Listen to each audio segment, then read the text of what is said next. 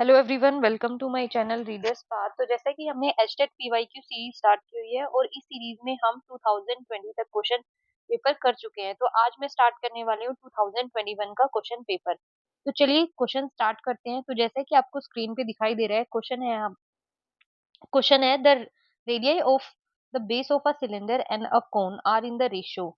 हमें क्या दे रखा है, जो रेडियस है उसका रेशियो दे रखा है सिलेंडर और कोन की, and their height are in the ratio, और हाइट का रेशियो दे रखा है। और हमें क्या पूछा गया है, इनकी वॉल्यूम का रेशियो पूछा गया है। तो डायरेक्ट हम यहाँ से यही मान लेंगे कि जो रेडियस है सिलेंडर की हमारे पास 3 है और कोन जो है उसकी रेडियस जो है वो 4 है। तो हमें पता है सिलेंडर की जो वॉल्यूम है उसका जो फॉर्मूला होता है हमारे पास वो क्या होता है, पाई आर स्क्वायर एच। तो आर मेरे पास कितना है, 3। तो 3 का स्क्वायर जब आप करोगे तो आपके पास कितना हो जाएगा, 9। और एच यहाँ से हाइट कितनी हो गई, इसकी 2 हो गई। देन इसके बाद हम कोन कोन का देखेंगे। कोन की मेरे पास जो वॉल्यूम होती है वो कितनी होती है, 1/3। तो 1/3 है तो 3 ऊपर आ जाएगा, पाई यहाँ से क्या आ जाएगा, आर स्क्वायर। तो आर कितना है यहाँ पर, 4। 4 इंटू 4, और एच कितनी है यहाँ पर, 3। तो पाई से पाई कैंसिल आउट, 3 से 3 कैंसिल आउट हो जाएगा, और 2 से ये एक यहाँ पर 4 जो है कैंसिल आउट हो जाएगा। तो आपके पास जो रेशियो आने वाला है वो क्या हो जाएगा, 9 ऊपर है और नीचे क्या बन गया, 8। तो ऑप्शन नंबर 2 जो है करेक्ट हो जाएगा, 9:8। तो आई होप ये क्वेश्चन समझ में आया होगा। डायरेक्ट हमने क्या मान लेना है, जो यहाँ पर रेशियो गिवन है उसी को ही हम रेडियस और हाइट जो है वो मान लेंगे, और बस हमें क्या करना है, डायरेक्ट जो फॉर्मूला होता है उसमें पुट करके इनको कैंसिल आउट करना है।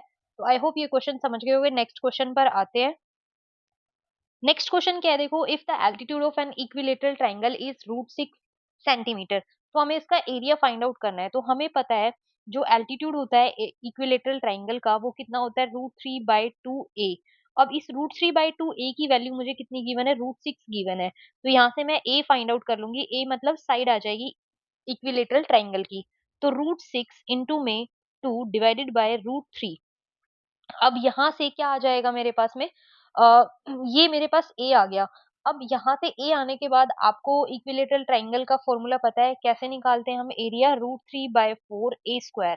तो यहाँ से बस हम क्या कर देंगे, इसमें पुट कर देंगे। तो पुट करेंगे, या आप इसको थोड़ा सा सिंप्लीफाई कर सकते हो। √6 को हम क्या लिख सकते हैं, √6 को हम लिख सकते हैं √2 इंटू में √3। तो √3 से √3 क्या हो जाएगा, कैंसिल आउट हो जाएगा। जो ए है आपके पास वो क्या बचने वाली है, 2 √2 बच जाएगी। तो यहाँ से अब देखो √3/4 a² यानी कि 2 √2 का हमें क्या करना है, स्क्वायर करना है। तो 2 √2 का अगर हम स्क्वायर करेंगे तो यहाँ से क्या हो जाएगा, 2 का स्क्वायर करोगे तो 4 हो जाएगा, और √2 का जब आप स्क्वायर करोगे तो 2 बन जाएगा। तो 4 से 4 क्या हो जाएगा, कैंसिल आउट। तो आपके पास में एरिया कितना आ जाएगा, 2 √3 आ जाएगा। तो ये आपका ऑप्शन नंबर कौन सा करेक्ट हो जाएगा, ऑप्शन नंबर 1 जो है वो करेक्ट हो जाएगा, 2 √3 सेंटीमीटर स्क्वायर। तो इजी था, बस आपको अगर ये पता है कि जो एल्टीट्यूड होता है इक्विलेटरल ट्राइंगल का वो कितना होता है, √3/2a होता है। तो वहां से हमारे पास क्या आ जाएगी, साइड आ जाएगी। साइड आने के बाद हम डायरेक्ट क्या करेंगे, फॉर्मूला में पुट कर देंगे √3/4a²।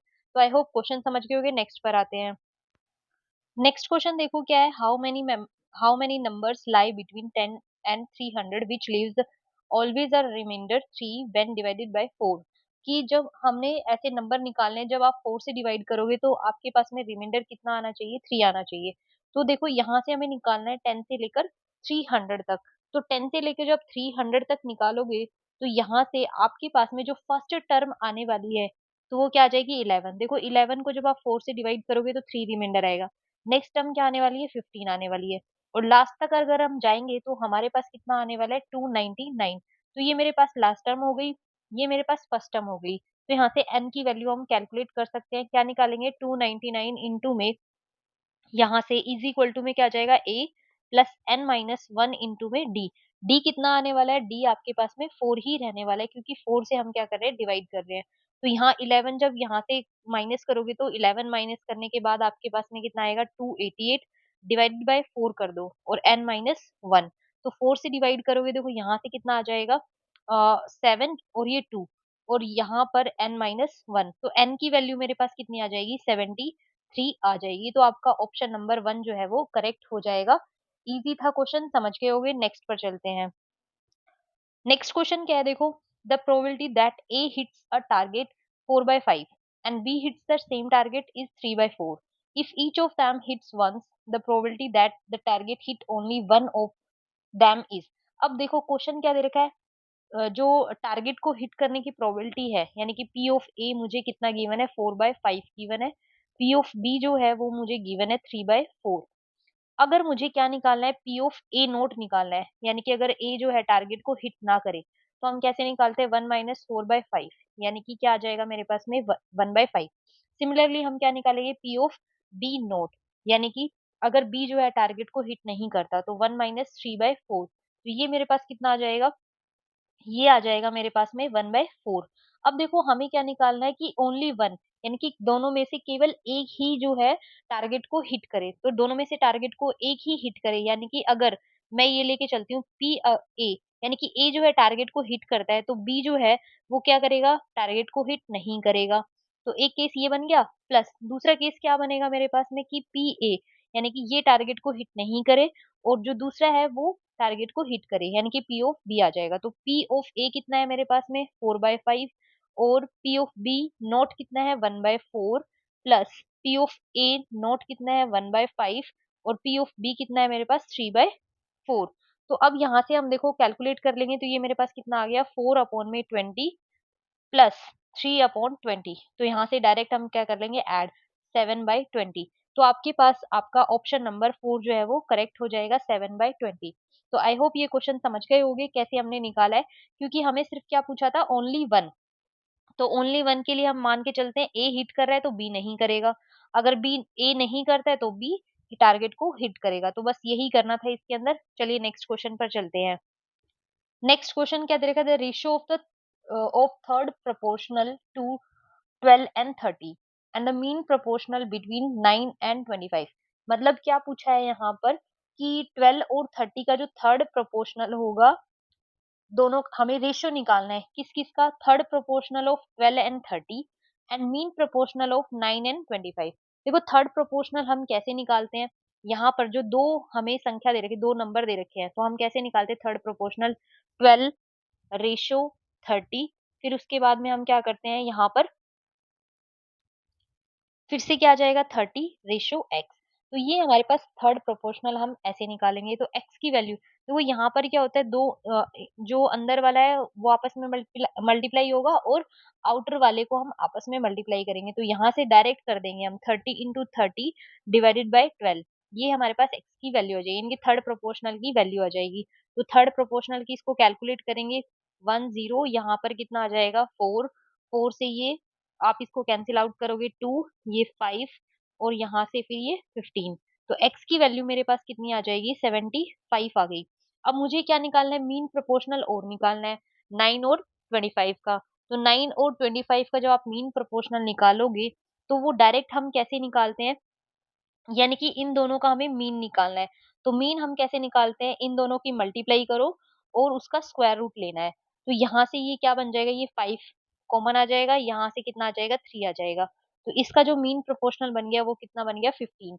अब इन दोनों का हमें रेशो निकालना है, तो 75/15, यानी कि मेरे पास कितना आ जाएगा, 5/1 आ जाएगा। आपका ऑप्शन नंबर थर्ड जो है वो करेक्ट हो जाएगा। तो आई होप ये क्वेश्चन समझ गए होंगे। मीन प्रोपोर्शनल के लिए हमें डायरेक्ट क्या करना है, दोनों नंबर जो दे रखे हैं उनको मल्टीप्लाई करेंगे, उसका स्क्वायर स्क्वायर रूट निकाल लेंगे। और अगर हमें थर्ड प्रोपोर्शनल पूछा है, तो यहाँ से हम इस तरीके से निकालेंगे थर्ड प्रोपोर्शनल के लिए। चलिए नेक्स्ट क्वेश्चन पर चलते हैं। नेक्स्ट क्वेश्चन देखो, ये थ्योरेटिकल बेस है, अगर आपको प्रॉपर्टी पता है तो इजीली आप कर सकते हो। If the diagonal of a quadrilateral bisect one another at right angle, then the quadrilateral, कि हमें बताना है कि क्वाड्रिलेटरल यानी कि जो चतुर्भुज बनेगा, ऐसा चतुर्भुज कौन सा होगा जिसके अंदर जो चतुर्भुज, यानी कि मान लिया मेरे पास ये एक चतुर्भुज है, यानी कि क्वाड्रिलेटरल है, और इसके अंदर जो डायगोनल है ना, डायगोनल क्या करते हैं, बाइसेक्ट भी करते हैं और 90 डिग्री का एंगल भी बनाते हैं। तो ये बाइसेक्ट करना और 90 डिग्री पे कट करना, ये कौन से क्वाड्रिलेटरल के अंदर होता है, ये रोम्बस के अंदर होता है। ठीक है, इससे पहले भी एक कोई क्वेश्चन आया था जिसमें हमने इस प्रॉपर्टी का यूज किया था कि रोम्बस के अंदर क्या होता है, जो डायगोनल होते हैं वो एक दूसरे को बाइसेक्ट करते हैं, मतलब इक्वल पार्ट में डिवाइड करते हैं और 90 डिग्री पे कट करेंगे, तो ये रोम्बस की प्रॉपर्टी होती है, तो ध्यान रखनी है। नेक्स्ट क्वेश्चन पर चलते हैं। नेक्स्ट क्वेश्चन देखो, ये हमें अमाउंट दे रखा है, is divided among 4 men, 5 women and 2 boys। The ratio of the shares of a man, a woman and a boy. हमें क्या दे रखा है, एक मैन, एक वुमेन और एक बॉय, इनका रेशियो दे रखा है। हमें क्या फाइंड आउट करना है, ये जो पूरा रेशियो है ये इतने लोगों में डिवाइड किया गया है, तो फिर हमें वुमेन जो है उसका रेशियो बताना रहेगा कितना आएगा। तो देखो हम कैसे निकालेंगे, यहाँ पर हमने मान लिया कि एक मैन का जो रेशियो है वो कितना दे रखा है 7, लेकिन मैन कितने हैं 4, तो यहाँ से रेशियो निकालेंगे हम तो कितना बनेगा 28, मल्टीप्लाई कर देना है 28, फिर 4 को हमने किससे मल्टीप्लाई कर देना है, वुमेन से। वुमेन कितनी है हमारे पास 5, तो ये 20 बन गया। इन सबको ऐड करते जाओ, यानी कि ये टोटल हमारे पास क्या बनता जाएगा, अमाउंट बनता जाएगा।